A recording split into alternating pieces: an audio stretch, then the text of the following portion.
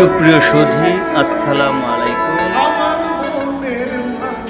RICL MC YouTube channel থেকে আপনাদের জানাচ্ছি স্বাগত। দর্শক, এবারের ঈদুল আজহায় ঢাকার শহর টানা 10 দিনের ছুটিতে অনেকেই নারীর টানে বাড়ি ফিরেছেন।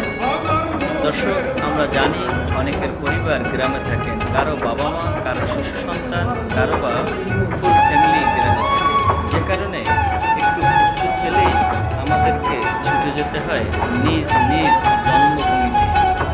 দর্শক, সেই জন্মভূমিতে দীর্ঘ ছুটি কাটিয়ে সপ্তাহের প্রথম দিন রবিবার অফিস করতে হবে, তাই আবার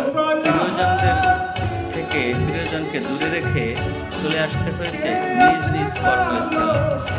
এই কর্মস্থলে আসার ক্ষেত্রে কেউ এসেছেন ট্রেনে, কেউ বা গাড়িতে, কেউ বা লঞ্চে চড়ে। দর্শক, এবারের ছুটিটা পড়েছে টানা 10 দিন, অর্থাৎ মাঝখানে কোনো গ্যাপ নেই, যে কারণে সবাইকে একসাথে নারীর টানে যেরকম বাড়ি ফিরতে হয়েছে, তেমনি প্রিয়জন রেখে আবার কর্মস্থলে এট এ টাইমে সবাইকে পৌঁছাতে হয়েছে, যে কারণে যাত্রীর বাড়তি চাপ পোহাতে হয়েছে যাত্রীবাহী লঞ্চ, ট্রেন এবং বাস মালিকদের। দর্শক, অনেকেই ঢাকায় আসার জন্য, নিজ নিজ কর্মস্থলে পৌঁছানোর জন্য অগ্রিম টিকিট কেটে রেখেছেন। কেউ বাসের টিকিট, কেউ বা ট্রেনের টিকিট। লঞ্চে তো টিকিট লাগে না, যে কারণে অনেকেই লঞ্চে উঠেছেন ঢাকায় আসার জন্য, কিন্তু তাদের স্থান হয়েছে লঞ্চের ছাদে কিংবা মুসল্লিদের নামাজের স্থানে। যারা টিকিট পাননি লঞ্চের কিংবা ট্রেনের, তারা অনেকেই সংঘবদ্ধ হয়ে মাইক্রোবাসে ঢাকায় এসেছেন। কেউ বা দেখা যাচ্ছে ড্রাইভারের পাশে যে সিট রয়েছে সেখানে ছিল ঢাকায় এসেছে। গ্রামে পৌঁছানোর ক্ষেত্রে যেমনি বিড়ম্বনা পোহাতে হয়েছে, আবার ঢাকায় পৌঁছানোর ক্ষেত্রেও পোহাতে হয়েছে কষ্ট, কিন্তু এ কষ্ট যেন কিছুই না। প্রিয়জনদের সাথে দেখা করে তাদের সাথে একসাথে ঈদ উদযাপন করার যে আনন্দ, তার সমস্ত কষ্টকে মেলান করে দিয়েছে। দর্শক, দীর্ঘ ছুটির গ্যাপে ঢাকার শহর আবার তার পুরনো চেহারায় ফিরতে শুরু করেছে। আমরা দেখতে পাচ্ছি একের পর এক বাস, অর্থাৎ দূরপাল্লার বাস, যাকে কোচ বলা হয়, সেই বাস একের পর এক ঢাকায় পৌঁছেছে রাজপথ দখল করে। অনেকে ট্রেনের ছাদে করেও ঢাকায় পৌঁছেছে। কি আর করার, ঢাকায় পৌঁছতে তো হবে, যেহেতু কর্মস্থল ঢাকায়। নারীর টানে বাড়ি ফেরা যেমন আনন্দের, আবার কর্মস্থলে পৌঁছানোটাও একটু কষ্টের। দর্শক, দেখতে পাচ্ছি যে একের পর এক বাস ঢাকায় পৌঁছেছে। সব কষ্টের পরেও আমরা যারা ঢাকায় এসেছি নিরাপদে,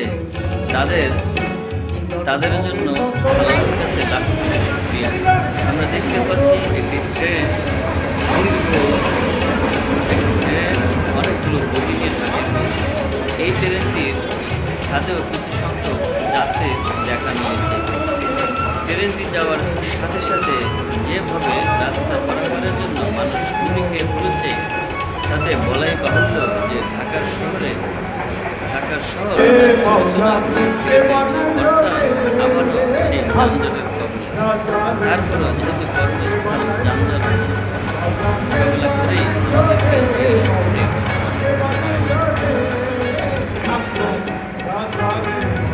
মুহূর্তে আমি রয়েছি খিলগাঁও রেল স্টেশনে, যে কারণে আপনাদেরকে দেখাতে পারছি যে ট্রেনটি কতগুলো বগি নিয়ে, অর্থাৎ ঈদের সময় বাড়তি বগি লাগানো হয়েছে ট্রেনটিতে, তা বোঝাই যায়।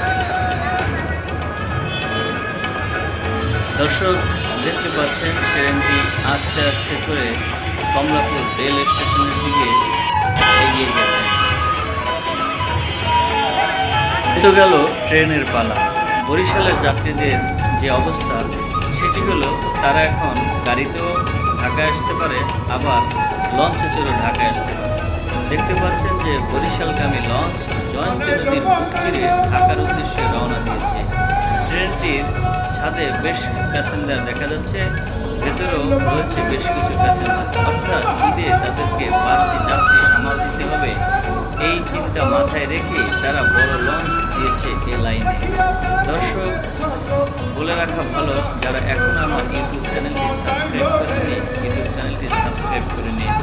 আপনার হাতের ডান পাশের বেল আইকনটি বাজিয়ে দিন, যাতে করে নিত্য নতুন ভিডিও আপলোড দেওয়ার সাথে সাথে নোটিফিকেশনটি আপনার কাছে পৌঁছে যায়। দর্শক, বিড়ম্বনা, কষ্ট, আনন্দ সব কিছু মিলে এবারের যাত্রা সবার জন্য শুভ হোক, সেই কামনা রেখে আজকের মতো বিদায় নিচ্ছি সবার কাছ থেকে। আল্লাহ হাফেজ। সবাই ভালো থাকবেন, সুস্থ থাকবেন, যে যেখানেই আছেন নিরাপদে থাকবেন, এই কামনায় RICL MCB ইউটিউব চ্যানেল থেকে আজকের মতো বিদায় নিচ্ছি। আল্লাহ হাফেজ। আল্লাহ